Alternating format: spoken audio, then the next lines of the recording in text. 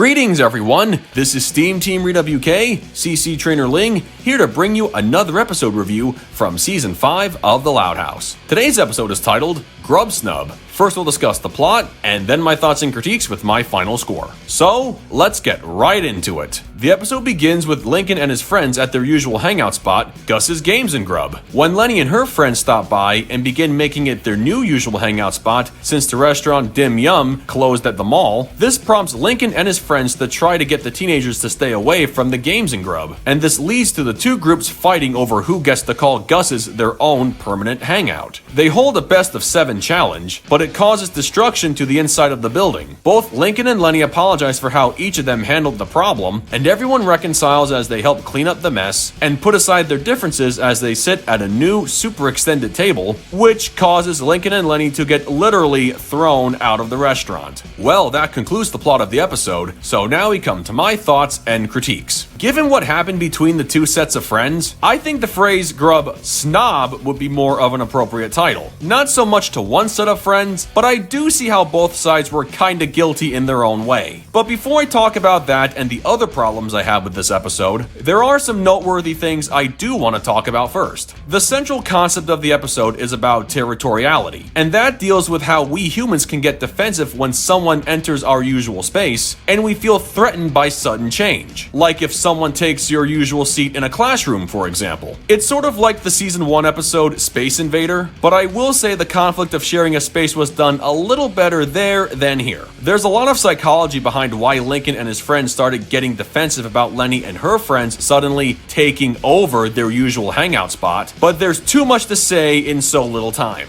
That's why Google exists to answer these psychological questions. Now let's move on to the good stuff of the episode. We see Leni's work friends and school friends still getting along like they promised at the end of the Everybody Loves Leni episode in Season 3, and Liam is still good at chucking items as if he were pitching a baseball like we saw in Cow Pie Kid. We also see the first official on-screen appearance of Gus, the owner of the Games and Grub. He comes off as a very kind-hearted character. He sees Lincoln and his friends as regulars, and goes so far as to treat them as not just customers, but also as if they were family. He's very accommodating to everyone he sees. By the way, I can't be the only one thinking Stella was wearing the same hoodie Nikki from the Casa Grandes wears. Just something that caught my eye. Anyway, as much as I understood what the story was going for, I have to admit this really wasn't one of Lincoln's best moments of Season 5. It seemed like a backpedal from previous episodes like Saved by the Spell, Flying Solo, and even Rumor Has It, where he took a more mature approach to each episode's respective conflict while his friends did not.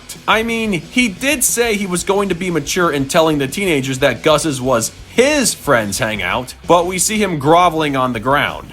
Okay. If this episode was about everyone except Lincoln being open-minded to the idea of sharing their hangout, only to have their white-haired friend join in their animosity when it started to become a problem for him, I could have been a bit more sympathetic. Instead, he and his friends were acting as if they owned the place. I don't like to be that guy, but these kids don't have the exclusive rights to occupy a public building and claim it as their own. They aren't the only ones who go there, so if you think about it, it could have been just about anyone to take the role Leni's group had in this episode, and the same results would have been achieved. Actually, the general conflict could have worked with just about anyone from the Loud House, and this is what I mean. Leni's friends usually hang out at the mall, specifically Dim Yum from Leader of the Rack, so if Lincoln and his friends started going there as well, I have reason to believe Leni's group would have taken the same stance Lincoln's group did in this episode. There are plenty of examples and characters I could use for this conflict, like Lynn and her friends having a turf war at their usual Burp and Burger hangout, Lucy and her friends in the cemetery, but hopefully you get what I mean. Any one of those groups would feel threatened the same way Lincoln felt if he and his friends started taking over those usual get-together areas. Still, their feelings are no excuse for why these middle schoolers tried to make these high schoolers leave. I know someone's going to say Lincoln technically had a point since Leni shot down the idea of going to Gus's in One of the Boys, assuming she didn't like the place at one time, but she does suggest going there in the episode Game Off to play on the dance machine, which she does in fact use several times throughout this episode, so you can draw your own conclusions on that one. But since I brought her up, let's talk about Leni. All I can say is she and her friends did nothing wrong, at least not intentionally. They were just looking for a new place to hang out that they could all agree upon. And since the games in Grub worked good for everyone in the group, they went there. They had every right to use those game machines and eat the garlic knots like everyone else. Gus could have given his last order of knots to anyone, so again, who was Lincoln to dictate who gets to use the machines and eat the food? I guess he thought as long as he's physically there, everything is off limits to everyone else. It seemed that way, considering he and his friends were willing to cut off access to the games just to make sure his sister and her friends couldn't use them, at the cost of no one else using them either. That's pretty selfish. But getting back to Leni for a moment, she makes her own apology for barging in and taking over. On the one hand, her friends did pack themselves into an already full table booth, eat all the food intended for Lincoln's friends, and I guess taking full control of the games and not letting anyone else have a turn. I understand if she felt she was in the wrong, but then she said Gus's was Lincoln's place first. Technically that's true, but still, I have to disagree. Not one single person or group of kids owns the right to claim the restaurant as their hangout spot, seeing how just about anyone who occupies the place could say the same thing. And all the food, machines, and prizes are fair game to anyone who walks inside. At least Lincoln admitted he shouldn't have made a big deal about sharing his favorite place, and that goes double when you realize they were already sharing Gus's with how many other kids. So what difference would Leni and her friends have truly made being there? Honestly, he was the one who made the conflict super personal for no good reason. Leni's friends weren't trying to make things personal, but they only started doing so when they found out these middle schoolers were trying to force them to leave. Fiona made a lot of sense by saying they weren't going to leave if these little kids were going to try pushing them around the way they did. Staying just to spite Lincoln was a well-warranted move. Simply put, they got dragged into a conflict they weren't trying to cause, and everything spiraled out of control from there. When you boil everything down between everyone involved, the one person you really feel bad for is Gus. He's one of the few adult characters who isn't such a jerk to kids. He didn't deserve to get badly hurt and have his property damaged. In the end, he was willing to forgive and move on after everyone cleaned up. Anything to keep people coming back to his famous ice bar. But you know, now I'm curious to know what Diet Ice tastes like. So there's a good reason to keep this place open and not damage it anymore. The world needs more Diet Ice. Overall, I can't say I thoroughly enjoyed this episode. I also can't say it's a bad episode either. It has a great deal of problems, mostly on Lincoln's side. And even though I get the psychology behind the conflict and character behavior, it's not enough for me to say it's an amazing Lincoln/Leni episode. You could say both sets of kids had their selfish moments, but it was really Lincoln and his friends who were not only the most selfish, but they were the ones who pushed Leni and her friends into acting the way they did, and that wasn't fair. Leni's apology was understandable, but she and her friends were still the victims of a situation that didn't need to be taken to the extreme. Still, I give credit to keeping up with continuity from previous episodes like Everybody Loves Leni and Cow Pie Kid, and for seeing everyone own up for having a hand in the destruction of the restaurant, even if one side is more to blame than the other. With that said, I give Grub Snub a 7.4 out of 10. Well folks, that concludes my review of Grub Snub. It may not have been the best episode starring Leni, which actually makes this one of the rare low-rated episodes where she has a leading role, but like I said, I don't so much blame her as much as I place most of the blame on her brother for instigating a problem that didn't need to be a problem. So just remember, sharing is caring, and let's all agree that Baby Rock Ice is the best ice ever. So what do you guys think of it? Love it? Hate it? Something you would add? Change? Keep it as it is? Let me know in the comments below, and make sure to subscribe to this channel for the latest Loud House content. That's going to do it for me. I'll catch you guys for the next video, but until then, this is SteamTeamRedubUK, CC Trainor-Ling, signing off. Peace out, home slices.